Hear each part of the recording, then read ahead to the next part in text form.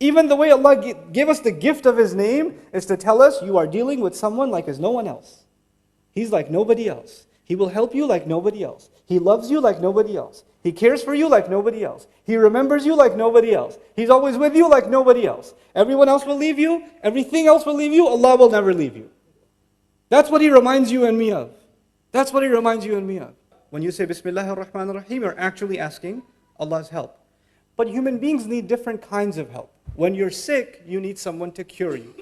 When you're tired, you need someone to help you. When you're confused, you need someone to clarify for you. When you don't know, you need someone to educate you. When you're lost, you need someone to guide you. It's not one kind of help. If you're hungry, you don't need to be educated right now, you need to be fed. It's a different kind of help. So when you ask Allah for help, then at a different occasion, you need a different kind of help. And of course, every one of Allah's names provides a different kind of help. When Allah calls Himself Al-Hadi, the one who guides, then of course the help He will give us, that He'll guide us.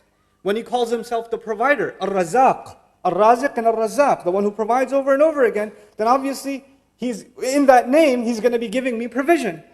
When He calls Himself Dhul Quwwatil Mateen, the one who has extended might, extended power, then I need strength, I'm weak. And I'm going to call on Allah's power to grant me some of that power myself, so I can accomplish what I need to do. So every one of Allah's names gives us a different kind of help. But when I wake up in the morning, and I'm just getting out of bed, and out of my mouth comes Bismillahir Rahmanir Rahim, just like that, I just say, I don't think about which name do I need right now. Do I need Allah to give me the strength to get up? Do I need Allah to guide me this morning? Do I need Allah to help me plan my day? Do I need Allah to provide me halal rizq? Do I need Allah to provide me peace in my family and security? Which name of Allah should I call on? And it is the gift of Allah that by using just the word ism, it is all of the names of Allah, all of the unique qualities of Allah, all of the beautiful things about Allah that you included just inside the word ism, whether you thought of all of those names or not. This is the mercy of Allah. I could not have thought of all of the things that I need from Him. Because I don't need one thing, I need too many things. I'm in too much need. And so I can't even think of all of those names. He gave us an incomplete statement on purpose, because what you do next completes it. In the name of Allah, I eat. In the name of Allah, I get out of bed. In the name of Allah, I wash my face. In the name of Allah, I get in my car. Everything you do is actually completing Bismillahir Rahmanir Rahim. It is as though this beautiful gift of Allah was waiting to complete everything you do. It's the other way too. And now you know what you understand? There's lazim and malzoom. If you do anything without Bismillahir Rahmanir Rahim, it's incomplete. This was a part of it. When we say Bismillahir Rahmanir Rahim, we're acknowledging something about Allah. That every one of His qualities, everything that He does, is something that's unique to Him. It cannot be confused with anyone else. The way Allah shows mercy, the way Allah guides, the way Allah provides, the way Allah plans, the way Allah does anything that He does is unique to Him. It cannot be compared. That is His unique mark. That's the first thing. But the second thing also is that everything Allah does, whether you understand it and I understand it or not, has beauty in it. Everything Allah does has beauty in it. And that's just inside when we just invoke the name Ism. But now let's take this a step further. When we say in the name of Allah, instead of just saying, you're just mentioning Allah, just calling on Allah, but actually invoking the name of Allah, and actually by invoking the name, the uniqueness of Allah and the beauty of all of the qualities of Allah, we're actually, like Imam Al-Alusi rahimahullah commented, al-ba'u lil-isti'ana, that you're asking Allah's help. The old Arabs before Islam, they used to have 10 degrees of love. The lowest of them was hub. The lowest of the degrees of love was hub, and they would have 10 degrees. And the 10th one will kill you. You love someone so much, you become so obsessed that you can't even eat, you can't even sleep, you just kills you. It's unhealthy. The ninth one actually is called wala or Allah, from which the word ilah comes. And the word wala means a kind of love that when you have it, you don't feel pain. When you have it, you don't feel hunger. You don't feel sadness. This love fills your appetite so much, there's no room left for anything else. There's no negative emotion left in your life because this ilah has filled it for you. When we call upon Allah by saying Bismillah, we are expressing our love for Allah and acknowledging that if we truly have love for Allah, all of our problems are going to feel like nothing. Incredible two names. Ar-Rahman simply means three things. It means that Allah's love and mercy and care is extreme. Mubalagha means it's beyond what you can imagine. It also means, so it's extreme, that's the first thing. The second thing is that it's immediate. The second thing is that it's immediate, which means you don't have to wait for it. It's happening right now. And the third of the meanings of when you use fa'lan, that's the scary one, it's actually not permanent. It's extreme, it's immediate, but it's not necessarily permanent.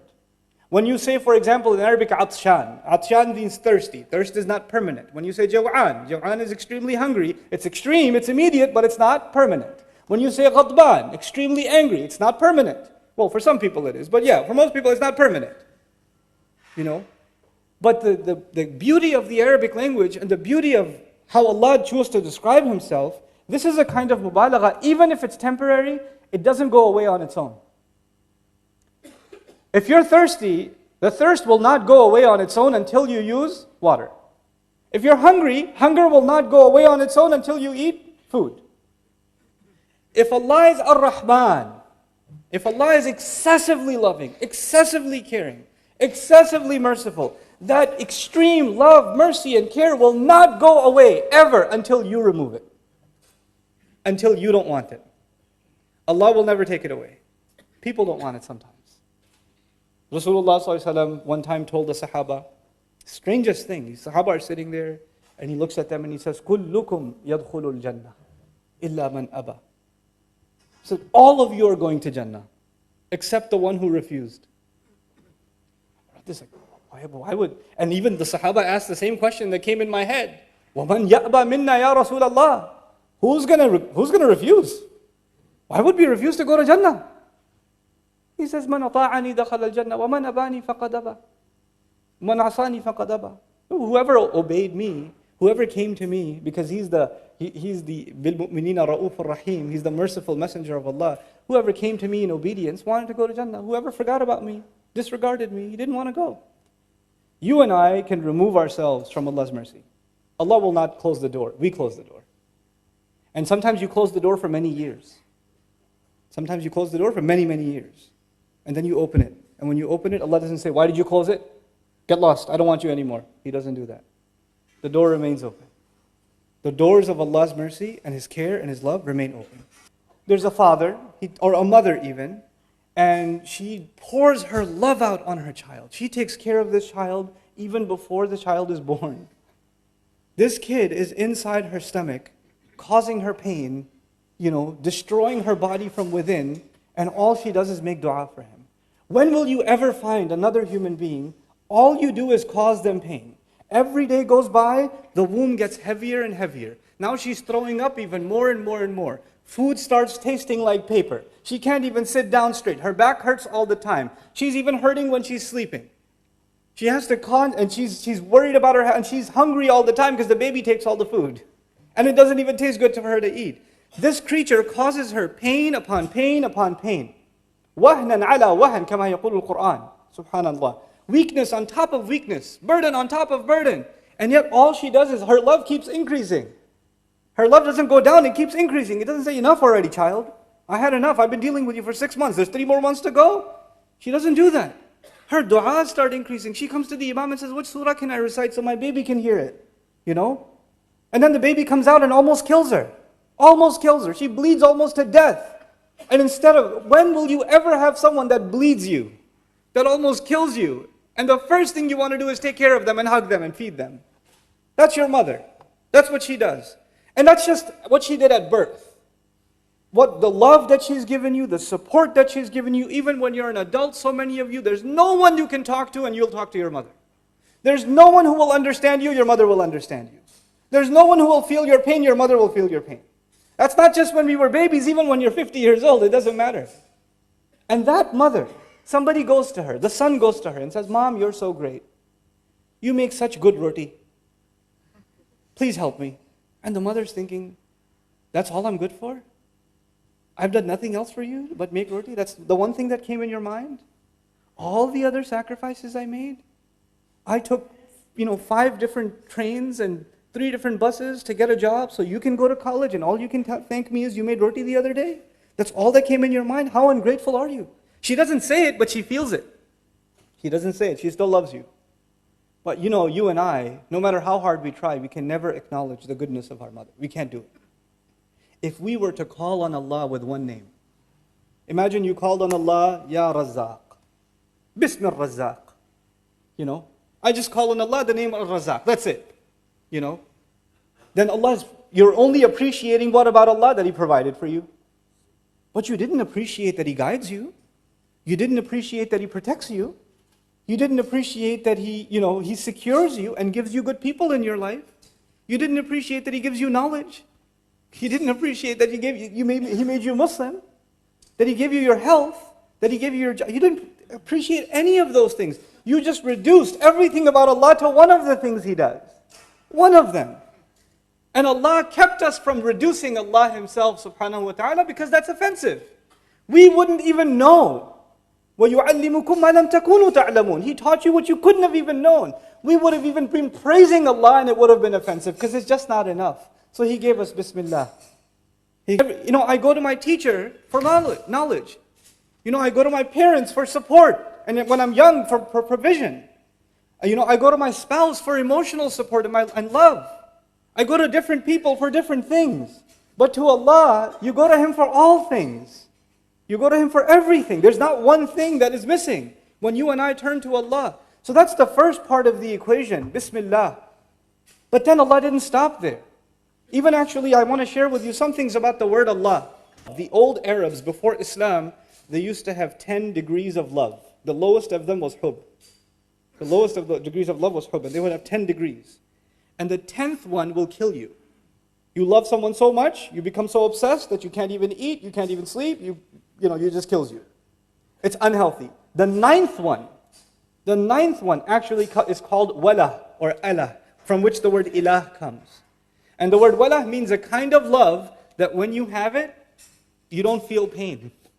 When you have it, you don't feel hunger. You don't feel sadness.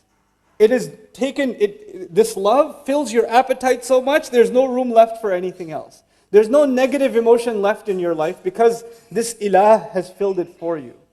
When we call upon Allah by saying Bismillah, we are expressing our love for Allah and acknowledging that if we truly have love for Allah, all of our problems are going to feel like nothing. We all have problems. Some of us have marriage problems. Some of us have problems with our children. Some of us have problems with money. Some of us have problems with health. Some of us have problems with extended family, friends. We have all kinds of problems. When you call on Allah with Bismillah ar-Rahman ar-Rahim, know that Allah will remove the tension from your head. He'll get rid of it and He will replace it with a reliance on Allah. And everything will get sorted out. Everything will work out.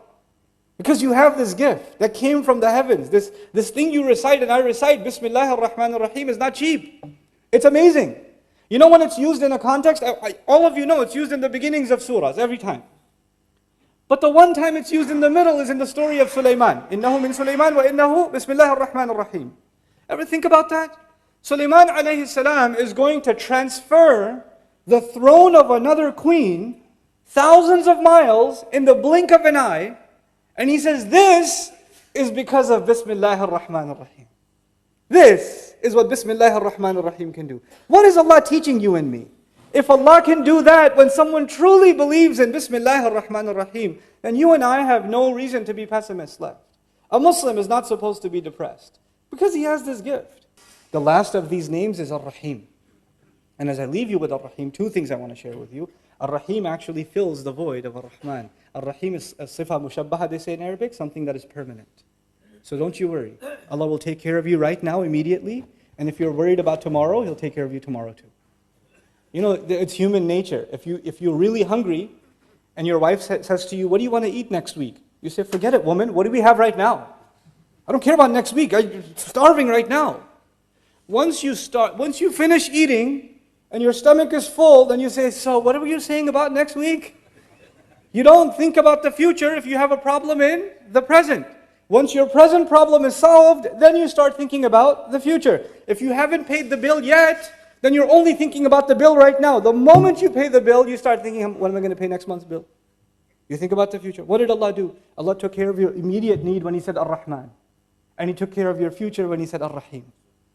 He took care of your future. Both of them. And in the right order. Because human beings, كَلَّا بَلْ تُحِبُّونَ الْعَاجِلَةِ, you love to rush. You love the things that you need right now. You're obsessed with them. أَلَا يَعْلَمُ مَنْ خَلَقَ. Doesn't He know who He created? He gave me Ar-Rahman first, then He gave me Ar-Rahim. He gave us an incomplete statement on purpose. Because what you do next completes it. In the name of Allah, I eat. In the name of Allah, I get out of bed. In the name of Allah, I wash my face. In the name of Allah, I get in my car.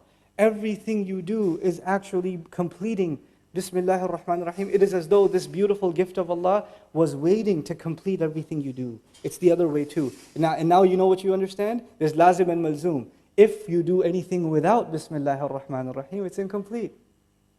This was a part of it.